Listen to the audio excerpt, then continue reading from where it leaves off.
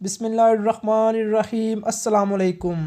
मैं हूं आपका दोस्त उमर यूसुफ और आप देख रहे हैं farming business info. Farming business info एक ऐसा चैनल है जिसके ज़रिए आपकी मुकम्मल रहनुमाई की जाती है और आप अपना कारोबार स्टार्ट करते हैं।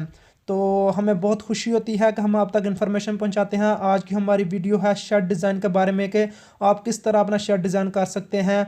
और ये शेड में जो आपको स्टार्ट में सुराख नज़र आ रहे थे ये क्यों रखे गए हैं, शेड पे कितना ख़र्चा आता है और आप कटरों और बछड़ों को इसमें कैसे रख सकते हैं और कटरों और बछड़ों का कारोबार स्टार्ट करने में कितना खर्चा आ जाता है।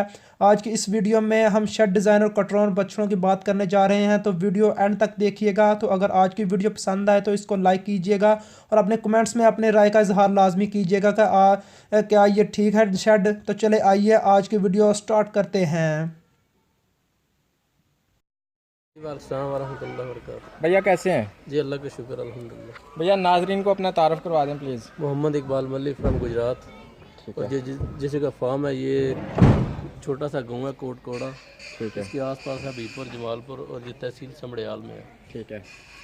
अच्छा सर, आपने माशाल्लाह ये बड़ा खूबसूरत क्लासिकल सा शेड डिज़ाइन बनाया है। ये जो नया शेड आपने बनाया, कुछ लोग लोहे का बनाते हैं, कुछ कच्चा बनाते हैं, कुछ सीमेंटेड बनाते हैं और कुछ मतलब इस तरह का बनाते हैं और कुछ एक साइड में सिर्फ एक कमरा बड़ा सा बना देते हैं। जी जी। आपने इसका इंतखाब क्यों किया? इसमें ये है कि जानवरों के लिए एक तो इसमें कंफर्ट जोन ज़्यादा है, ठीक है। दूसरा ये है कि इसमें हवा की क्रॉसिंग है, जिसे आप वेंटिलेशन कहते हैं, वो बड़ी ज़बरदस्त है। और जब आजकल धूप में होती है ना, तो सूरज की शुआएं भी इसमें तो शेड के अंदर तक आती हैं। ठीक है, इसलिए ये मौसम के हिसाब से ये ज़बरदस्त शेड है। अच्छा। एनवायरनमेंट फ्रेंडली आप कह लें इसको। इन्वायरमेंट फ्रेंडली शेड है। तो in comparison to metal shed, steel shed, इसको आप बेहतर समझते हैं या स्टील शेड को बेहतर समझते हैं? बेसिकली तो जो हमारा कह लें कि आबो हवा है ना, उस लिहाज से ये बेहतर है। ये बेहतर स्टील में थोड़ी सी आप हीट आ जाती है उसमें, ये फिर इस तरह की लोकल आपके ना मैनेजमेंट जो उसकी कंस्ट्रक्शन के लिहाज से इतनी हमारे यहाँ इतनी महारत नहीं है उसमें। क्योंकि ये इजीली चूँकि लेबर भी अवेलेबल होती है, मिस्त्री मजदूर भी इसमें मिल जाते हैं आसानी से। ठीक है। तो मैंने तो इसलिए इसको फिर प्रेफर किया था। तो आपने इसका शेड डिज़ाइन किसी इंजीनियर से डिस्कस करके बनाया या किसी इदारे से लिया या खुद से अपना जी, ही मैंने तहरीर ये सारा नेट शेड से स्टडी करने के बाद मैं इस नतीजे पर पहुंचा था कि यही जानवरों के लिए बेस्ट है। ठीक है, तो प्लस इसमें थोड़ी सी अल्ट्रेशन की है हमने। ठीक है। जो दूसरा फार्म पहला था हमारा, उसमें बिल्कुल ये लटक वगैरह नहीं थी। ठीक तो जब बारिश वगैरह आती है ना, हाँ, तो ये बारिश तोड़ जब हवा का लपेटा आता है, ये तोड़ अंदर तक जाती है। ठीक है, उस रोकने के लिए हमने इसको थोड़ा सा डाउन कर लिया है, ठीक है। छत के ऊपर ले गए हैं। ठीक है, और बाकी इसमें ये वेंटिलेशन के लिए हमने ये छोटे छोटे सुराख दिए हुए हैं। ये जो हवा वगैरह या जो गर्म हवा है ना, वो ऊपर इकट्ठी होकर साइडों से निकल जाती है। ठीक है। अच्छा, ये महंगा बनता है या मेटल वाला शेड महंगा बनता है? तकरीबन एक जैसा ही बनता है, क्योंकि इसमें भी ये जो तैयार छतें हैं, अगर लंटर वगैरह डालें तो ये काफ़ी कॉस्टली पड़ जाता है। अच्छा, तो उसमें ये है कि उसकी जो रिसाइकलिंग है ना मेटल वाले की, वो हो सकती है। इसमें एक दफ़ा आपने बना दिया तो इसको दूसरी तरह डिस्पोज ऑफ ही करना पड़ना है आपको। ठीक है। यानी दो इसका एज ये है कि इन्वायरमेंट फ्रेंडली है यहाँ पे, वो मेटल शेड से कम इसमें हीट आती है। जी, जबकि लास्ट ये है कि ये रिसाइकलेबल नहीं है। उसमें उसको एक जगह से उखाड़ कर दूसरी जगह भी ले जा सकते हैं। उसमें आप कुछ मिल भी जाता है अगर आप सेल आउट भी करें। ठीक है जी। अच्छा सर, आपको वैसे ये शेड जो आपने बनाया है, कितना एक्सपेंस आ गया था इसके ऊपर बनाने में? ये तकरीबन एक करोड़ के राउंड बुट आ ही जाता है इस पर। ये सारा मतलब एरिया कवर करते हुए प्लस पाइपिंग शैपिंग करते हुए सारा इतना पहुंच जाता है विदाउट लैंड आजकल। जी जी, आजकल ज़्यादा महंगाई है और चीज़ों की इकोनॉमिक कॉस्ट बहुत ज़्यादा है, तो इस लिहाज से इसकी कॉस्ट भी उसी हिसाब से बढ़ जाती है। कितने जानवर आ जाते हैं इसमें? इसमें तकरीबन आ जाते हैं 80 के राउंड बुट। 80 के राउंड? जी जी। इसकी लंबाई चौड़ाई क्या रखी है आपने? इसकी डायमेंशन? तकरीबन 100 लंबाई है। ठीक है, ठीक है। और वो जो पहला शेड है मेरा, वो तकरीबन कह लें कि 64 के राउंड बोर्ड है। और ये जो है अंदर से डायमेंशन चौड़ाई है ना, ये तकरीबन कोई 55 का राउंड बोर्ड है। ठीक है, ज़बरदस्त। अच्छा सर, आप जो आखिरी और ये बेसिकली हमने इस नज़रिए से बनाया कि इधर ईफर वगैरह और ये कट्टे बछड़े होंगे ना, वो इधर हम उनको मैनेज करेंगे। ठीक है। और ये जो अंदर आपने रखा हुआ एरिया, इसके नीचे आपने वो टायर लगाई हुई है या सीमेंट है? नहीं, ये सीमेंट है और इसमें ये लेयर्स लगी हुई हैं। वैसे लेयर्स का क्या फंक्शन है? ये है कि एक तो ये कहने के बारीक से होल बन जाते हैं, लाइनें लग जाती हैं इसमें, डंगरों के जानवरों के जो पाँव हैं ना वो स्लिप नहीं होते हैं। ठीक है। दूसरा इसका एडवांटेज ये है कि इसमें जो ना शेड खुश्क रहता है, जो वाटर वगैरह या जो लिक्विड होता है ना वो इसमें फ्लो करके नाली में आ जाता है। ठीक है। तो ये जो पानी के हौज़ हैं ये कितने फासले पे बनाए हैं? ये तकरीबन एक सेंटर में आती है और एक एंड पे रखी है ताकि कल को जानवर अगर बाहर साइड पे जाए ना तो उधर से पानी पी सकेंगे। ठीक है। और ये जो बड़ा आपने बनाया हुआ है बड़ा, ये किस मकसद के लिए?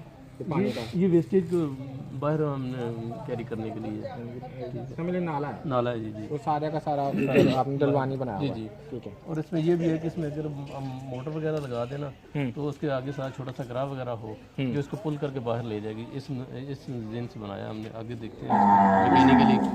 इसके सेंटर बड़ा डलवानी है, इसका क्या फंक्शन है? शेड का नहीं, सेंटर जहाँ पे जी दो खुरलियों के दरमियान। ये है कि इसमें जो भी चारा का वगैरह आएगा ना वो साइडों पे स्लिप हो जाएगा, सेंटर में नहीं रहेगा वो। ठीक है। वो जो पहला हमारा शेड है उसमें प्रॉपर खुरलियाँ बनी हुई हैं, लेकिन खुरलियों में जो अगर खुदा ना कोई जानवर अंदर गिर जाए ना तो उसमें पैक हो जाता है, उसकी फिर सर्वाइवल जो है मुश्किल होती है। ठीक है। इसमें ये अगर गिर भी जाए ना तो मसला कोई नहीं, वो निकल जाता है जानवर। और दूसरा चारा डालना भी इसमें आसान रहता है। ये बड़ी अच्छी आपने बात बताई कि एक तो चारा डालना आसान है, दूसरी इसकी सफाई ईजी रहती है, सफाई भी ईजी रहती है और जानवर की जो रिस्क है वो खत्म होता है, रिस्क खत्म हो जाता है। ज़बरदस्त है। सर बहुत शुक्रिया, आपने शेड डिज़ाइन के हवाले से काफ़ी अच्छी मालूमात दी हैं, आपका बहुत शुक्रिया। जी शुक्रिया। वालेकुम वालेकुम सलाम जी। भाईजान की हाल है? ठीक ठाक जी। ਇਹ ਸਰ ਆਪਣਾ ਨਾਮ ਦੱਸ ਦਿਓ। मेरा नाम मोहम्मद यूसुफ जी। ਯੂਸਫ ਸਾਹਿਬ ਤੁਹਾਡੇ ਕੋਲ ਕਿੰਨੇ ਕੱਟੇ ਤੇ ਕਿੰਨੇ ਬੱਚੇ ਨੇ ਇਸ ਟਾਈਮ? इस टाइम जी तकरीबन 35-36 हज़ार ने जी। ਮਾਸ਼ਾਅੱਲਾ। ਕੱਟੇ ਬੱਚੇ ਕਿੱਥੋਂ ਲੈਂਦੇ ਹੋ? खरीद करने ਖਰੀਦਦੇ ਹੋ? जी मंडी दे कोई अपने तैयार होंगे जानवरों दे। ਅੱਛਾ, ਕਿਹੜੀ ਮੰਡੀ ਚੋਂ ਖਰੀਦਦੇ ਹੋ? इतों वजीराबाद ਹੋਰ बाकी अपने जानवर तैयार होंगे थे ਮੰਡੀ ਸਿਰਫ ਵਜ਼ੀਰਾਬਾਦ ਤੋਂ ਖਰੀਦਦੇ ਹੋ? जी। ਤੇ ਆਪਣੇ ਜਾਨਵਰ ਹਰ ਸਾਲ ਕਿੰਨਾ ਇਜ਼ਾਫਾ ਹੋ ਜਾਂਦਾ ਛੋਟਿਆਂ ਦਾ? तकरीबन हो जाते कोई 40-50 40-50। ਤੇ ਮੰਡੀ ਚੋਂ ਕਿੰਨੇ ਖਰੀਦਦੇ ਹੋ? थोड़े जितनी जरूरत हो मतलब 2-4। ਤੇ ਤੁਹਾਡਾ ਮਕਸਦ ਕੀ ਹੁੰਦਾ? ਇਹਨਾਂ ਨੂੰ ਈਦ ਤੇ ਸੇਲ ਕਰਦੇ ਹੋ? हाँ जी तैयार करके मतलब खुराक दे के मतलब कटियाँ तैयार करके इतने दावा करना। ਹਰ ਸਾਲ ਈਦ ਤੇ ਕਿੰਨੇ ਜਾਨਵਰ ਸੇਲ ਕਰ ਦਿੰਦੇ ਹੋ? तकरीबन हो जाते 20-25 ਜਿਹੜੇ ਤैयार हो जाने। ਤੇ ਜਿਹੜੇ ਤਿਆਰ ਨਹੀਂ ਹੁੰਦੇ ਉਹ ਫਿਰ ਅਗਲੇ ਸਾਲ? हाँ जी अगले साल जी।